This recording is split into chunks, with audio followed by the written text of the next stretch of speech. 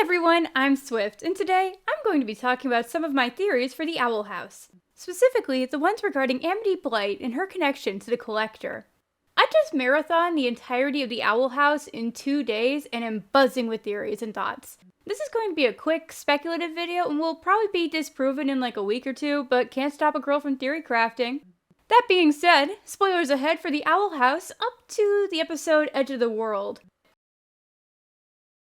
For those who don't know, The Owl House is a currently ongoing Disney Channel cartoon that follows the adventures of teenage human girl Luz Noceta in the magical land of the Boiling Isles.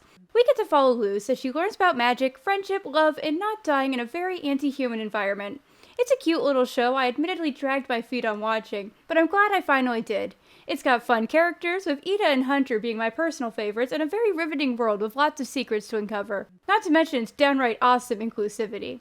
Much like its spiritual predecessor, Gravity Falls, the Owl House is filled with hidden secrets and clues to a bigger plot afoot. That bigger plot happens to be the motivations and goals of an all-powerful entity known as the Collector, who appears to be the Owl House's resident Bill Cipher, Xantiri, Vor, Shades of Awesome figure.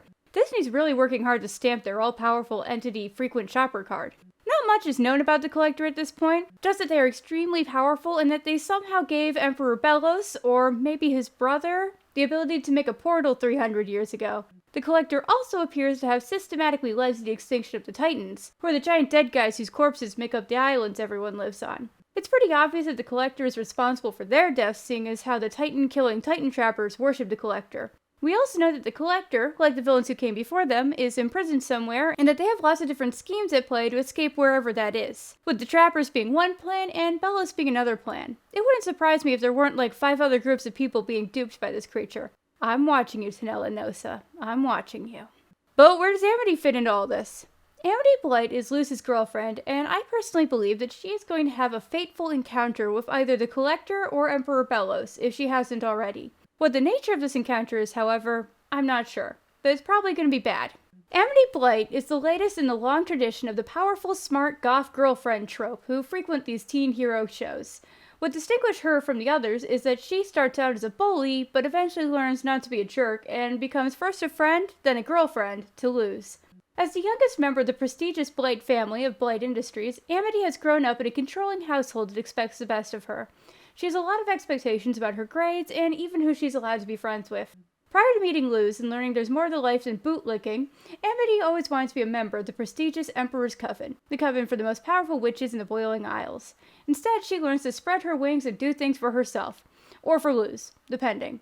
She's not my favorite character, literally none of the girls of her trope are, but I can definitely understand the appeal. Now, Fox and I were big fans of Gravity Falls when that first came out, and back then had lots of fun piecing together the puzzle there. Knowing that the Owl House was made in its tradition, we knew that there were clues to look for here too. Some of the clues are really obvious or have already been revealed in show, like Philip being Belos, but naturally there's still more to uncover. As I mentioned, we got to the show late, and so our brainstorming has happened only over the last few days, but boy do I love me some brainstorming. Which brings me back to Amity. I first started wondering if something was up with her plot-wise after she was randomly excluded from the Season 1 finale due to her broken foot. And then again, when she wasn't present in the episode where the classmates get their palismans. She's actually not in very many episodes. Amity is only in 17 episodes to Luz's 41, and most of the episodes she's in revolve around either the development of her and Luz's relationship, or Amity's personal problems. Now this could mean that Amity exists to be a romantic interest exclusively, which would be pretty lame, or it could also mean that she is intentionally being excluded from plot-related episodes because her presence would be complicated to the overarching plot. Like if she met Belos herself or something, then her dark secrets would be revealed. Incidentally, the only plotty episode she appears in so far is Eclipse Lake, which is the one where she fights Hunter and loses the portal key to him. Unfortunately, that episode kind of puts a fire spell through that theory since Hunter and her don't seem to know each other. She also doesn't seem to have a direct connection to Belos either. So why wasn't she in a Season 1 finale or the other plot episodes? I don't have the answer to that. The best not melodramatic dark secrets answer I can come up with is that if she appeared in the Season 1 finale, then it would incriminate her and make things hard for her parents' Abomination security business, which is a complication for the show if they want to get Lumity cruising as painlessly as possible. But despite this probability, I refuse to be deterred, and I have kept looking for clues because I can't be stopped. And while I haven't found anything conclusive, I did find a lot of things that made me go, Now, I'm not sure what they all mean, or if I'm overthinking things, as always, but I'm going to put them on a table for show and tell, and you're going to admire them. Amity is constantly surrounded by moons and stars, which are the symbols of the Collector. We pretty much only see these things when something collector-y is afoot, like when we meet the Titan Trappers who worship the Collector. Amity's boots have moons on them. In Season 2, her necklace changes from the pink teardrop one her mom uses to control her to one resembling a crescent moon. Admittedly, in one episode it looks like a proper full circle, but literally every other time it appears, including in the theme song, it's a crescent moon. In Amity's bedroom, we can find moon and star pins on her corkboard, and additionally moon and star ornaments hanging from the ceilings above her bedroom, and also in her personal study at the library. I would even argue that her silhouette resembles the Collector, with mid-sleeve sleeves, and her hair sort of being the same shape. It's not exact, but there's a similarity there.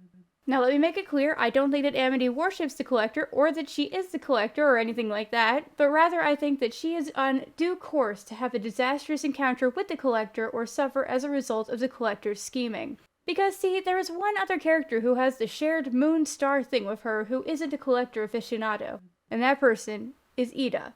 Hanging from the ceiling of Ida's childhood bedroom are the moon and stars. The curse used on Ida was created by the Collector, but the similarities don't end there. Both girls are magical prodigies. Both wanted to join the Emperor's Coven before changing their mind and deciding that going covenless was better for them. They both have complicated relationships with their families. They both have a hot and cold relationship with their siblings. They both have a strained relationship with their house-leading mothers. And they both look up to and struggle to connect with their craftsman fathers. Speaking of their fathers, both ladies get their natural hair and eye color from their father. I could see the show very easily doing a parallel story by having Amity be cursed in a similar way to Ida. Obviously it would play out differently.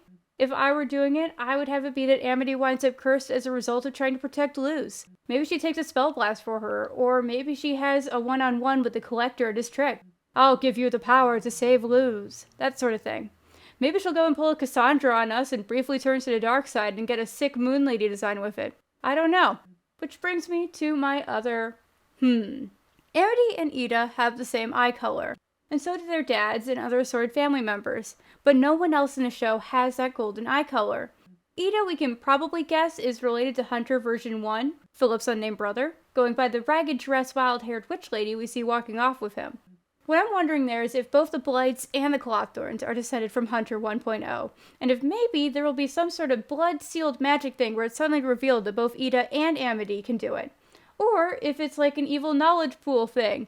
Grimwalkers are probably a form of abomination magic, so maybe it's connected to that? IDK, it's not super fleshed out in my head yet. Like I said, it's only been a couple days. My other very size small is that Amity's earrings are triangle-shaped, and triangles are pretty much the Emperor's favorite shape. That's probably just a parallel to Luz's circle earrings, kind of like how Adrian and Marinette have inverted color schemes in Miraculous to show how they're meant to be. And that's what I have to show you. It isn't much, and it's probable that nothing bad will even happen until the Season 3 specials, but I bet my bonnet that Amity will have something Collector-related to her that impacts her in a big way. Till next time, folks! I know, I thought I wouldn't be making a new video so soon, much less before my thesis is done. ETA on that is August, kill me now. But Owl House got me excited, and I couldn't stop myself. See you next time, and thanks for watching. Don't forget to like, comment, subscribe, and check out some of my other videos.